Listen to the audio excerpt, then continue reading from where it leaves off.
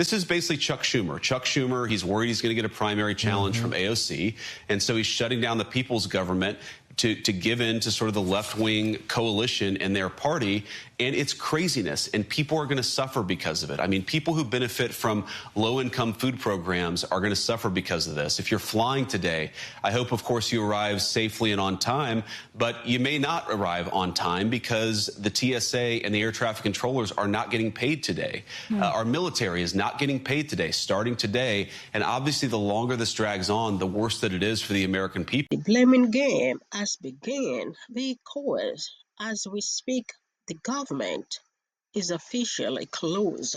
Hello guys and welcome back. How are you guys doing? Thank you for tuning in. Let's jump right into this one because this is getting crazy. Yes, we can see that vice president, the president, the leaders, they're actually just doing this blaming game right now. But one thing I noticed that all of them, they are in agreement to one thing, that this government shutdown is going to affect the American people.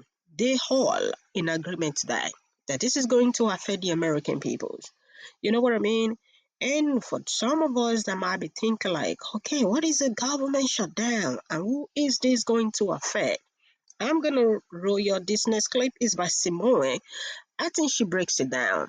Who is going to affect, just for y'all to be at a look at, right? Let's roll the tape. And I know you're wondering what exactly that means. Okay, so a shutdown happens when Congress fails to approve funding for federal agencies and programs by a specific deadline. So the government shuts down. It stops all non-essential functions until a budget is passed by Congress and signed by the president. But now essential services, they're going to continue during the shutdown. Now, what is essential? What is not essential? Well, the government decides, okay? And usually we have a clear idea of what's essential and not essential because it's posted on the OMB website, the Office of Management and Budget. But the Trump administration doesn't have anything up. What we do know is this, is that postal services, they're going to continue, right? Social Security payments and Medicare payments, they're going to go out because that is what's called mandatory spending. So you're in a shutdown, you're going to get those checks, but it could be slowed. There could be some slower, longer times, frankly, at the airport. Air travel could be strained. Military members are going to go to work, but all these people that are going to work are not going to get paid while they're working, but they're going to get paid when the government reopens unless they're a government contractor. Now, since Congress introduced the modern budget process in about 1976, there have been about 20 funding gaps and 4 real true shutdowns that halted operations for more than one business day. Last time there was a shutdown, though, it was only a partial shutdown, and it was during Donald Trump's first term. Now, Donald Trump's trying to blame it on the Democrats. We have the continuing resolution, and the Republicans have approved it, and now the Democrats have to approve it, and I hope they will. And if it closes, it's purely on the Democrats. Frankly, all this could be avoided if, the Senate Republicans just work with the Democrats, but crazy times, right?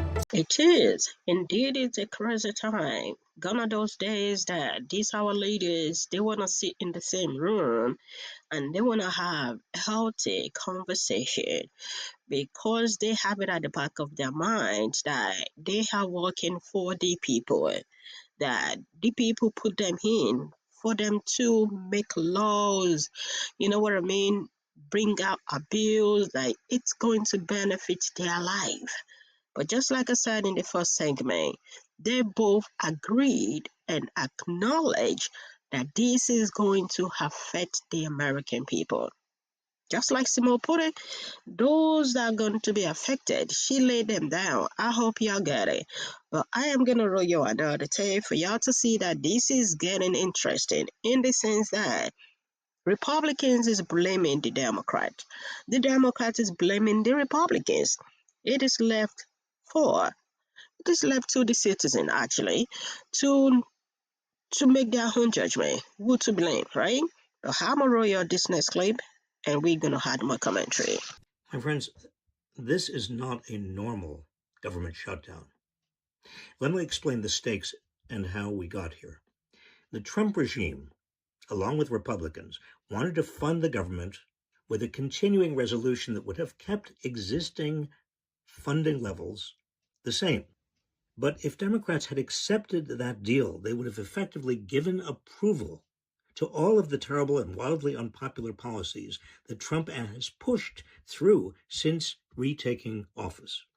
That includes his funding cuts to public broadcasting and foreign aid programs. It also includes Trump's signature piece of legislation, the Big Ugly Bill, that gives the richest Americans a giant tax cut, financed largely by cuts in Medicaid, Medicare, food stamps, and clean energy programs.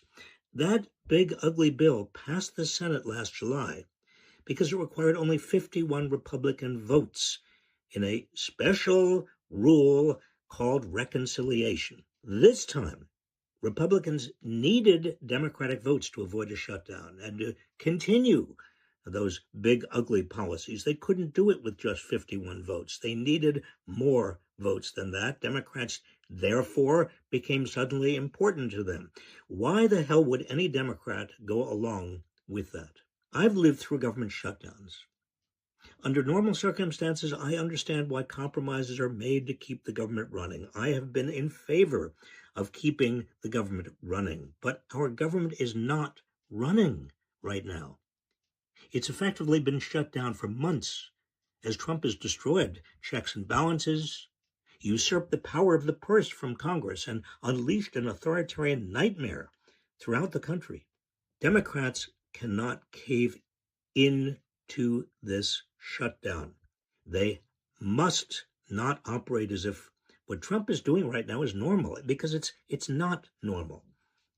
In the short term, Democrats have to use their leverage to restore funding to vital programs that millions of Americans rely on, like Medicaid and the Affordable Care Act. And in the long term, they've got to paint a bigger picture for the American people about the devastating realities of Trump's regime. This is an opportunity for Democrats to fight back, not capitulate. Please, if you agree, share this video. According to the polls, none of these parties are going to benefit from this government shutdown. The Republicans and Democrats, none of them. But according to the polls, a lot of people are actually putting the blame on the Republicans because they are in power. They got the House, they got the Senate, they got the White House. And some people are even pushing it further that they got the Supreme Court. So why can't they not pass this bill without needing nobody? Just like this last guy said. Now they are in need of the Democrats. Y'all remember the last big beautiful bill? They didn't need the Democrats. So Democrats are now looking like, okay, now we are important. Now y'all have to give us what we want. You know what I mean? I think just like Simone said, it is time for them just sit down and have a conversation. They've been elected to work for the people, both Republicans, Democrats, and Independent. All of them just have to agree because all of them knows that this government shutdown is going to affect the American people. It is time for them to come to the middle. I'm going to play your Bernie Sanders. Y'all know Bernie Sanders when he speaks because he's an independent. Yes, sometimes he linked towards Democrats, but y'all know whoever is in power, whether Republicans or Democrats, Bernie Sanders, he is going to say it the way it is. And now he's giving Republicans a little advice and a little info on if you want his vote. This is what he is demanding. As Americans know, Republicans have a majority in the House and in the Senate, and they also control the White House. In other words, they run the U.S. government. They have the responsibility, therefore, to keep the government open. Senate rules require a 60-vote majority in order to pass legislation to maintain government services, to keep the government open. That means at a time when there are 53 members of the Republican caucus and 47 members of the Democratic caucus, it will require bipartisan support. Bipartisan support. Bottom line, Republicans need to negotiate. That is how democracy works. Speaking for myself, and I believe for many millions of Americans, here's some of what it will take to win my vote in those negotiations. Number one, the Republican leadership cannot take away health care from 15 million people by making the largest cut to Medicaid and the Affordable Care Act in American history. Number two, the Republican leadership can't increase health insurance premiums by 75% on average for over 20 million Americans who get their health care through the Affordable Care Act. Number three, the Republican leadership cannot undermine modern medicine and the health and well-being of our children by rejecting the scientific evidence regarding vaccines. Number four, the Republican leadership cannot continue to provide a $1 trillion tax break to the top 1% at a time of massive wealth and income inequality. Those tax breaks must be repealed. Number five, the Republican leadership cannot allow this country to be moved toward authoritarianism by putting federal troops on city streets without a request from a governor or a mayor. They can't have ICE agents snatching people off our streets without due process. They can't undermine the Constitution and the rule of law by allowing an administration to refuse to spend money that was appropriated by Congress. Let me be a bit more specific. As most Americans know, our current healthcare system is dysfunctional, it is broken, it is cruel. At a time when we spend almost twice as much per capita on healthcare as any other major country, 85 million of us are already uninsured or underinsured. We cannot make a horrible situation even worse. We must prevent 15 million Americans from being thrown off the health care they currently have as a result of Trump's so-called big, beautiful bill. Studies have shown, and listen to this, studies have shown that up to 50,000 Americans will die unnecessarily every year if we do not reverse these cuts. We cannot allow that to happen. But it's not just preventing 15 million from losing their health insurance. Every American, every business person, every union worker knows that the cost of health care in this country is astronomically high and unaffordable. Nobody can afford health care. And yet, if we do not act right now, the Affordable Care Act tax credits will expire and premiums will skyrocket by 75% on average for more than 20 million Americans. Let me repeat. Healthcare premiums for 20 million working class and middle class Americans will go up by 75% if we do not extend those tax credits in this legislation. Further, let me be very clear. Vaccines work. They are safe and effective, and they have saved millions of lives in America and throughout the world. In fact, vaccines are one of the greatest public health achievements in modern history. At a time when the Secretary of Health and Human Services, Robert F. Kennedy Jr., has dismantled the vaccine review process, narrowed access to life-saving COVID vaccines, fired leading public health experts, and filled scientific advisory boards with conspiracy theorists and ideologues, we must stand with the scientific and medical communities and rescind his dangerous policies. This is not about politics. We're talking about protecting our children from polio, measles, whooping cough, and other preventable diseases.